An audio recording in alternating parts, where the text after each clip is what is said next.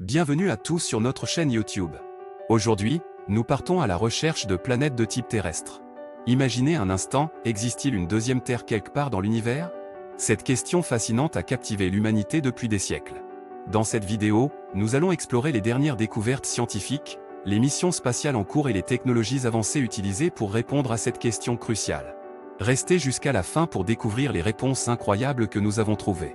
Et n'oubliez pas de vous abonner, de liker cette vidéo et de laisser vos commentaires. Prêt? Alors, allons-y. La recherche de planètes de type terrestre est l'une des quêtes les plus fascinantes de l'astronomie moderne.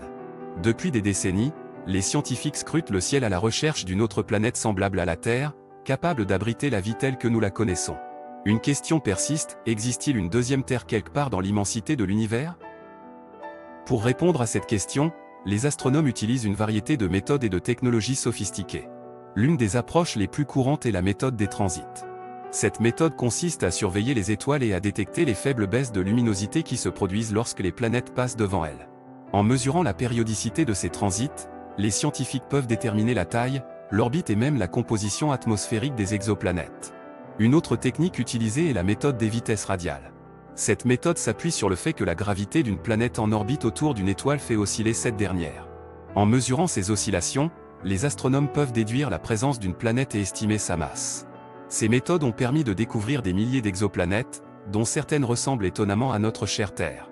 La mission Kepler de la NASA, par exemple, a identifié de nombreux candidats prometteurs. La découverte de Kepler 452b en 2015 a suscité un grand enthousiasme, car cette planète se trouve dans la zone habitable de son étoile, une région où l'eau liquide pourrait exister à sa surface. Pourtant, malgré ces découvertes prometteuses, trouver une véritable deuxième Terre reste un défi de taille. Les conditions nécessaires à l'émergence et au maintien de la vie sont extrêmement complexes. Il ne suffit pas simplement de trouver une planète de taille similaire dans la zone habitable d'une étoile.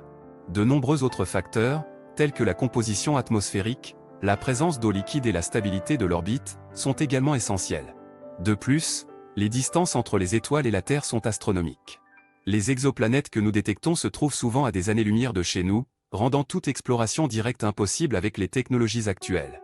Malgré ces défis, les astronomes continuent de chercher avec détermination.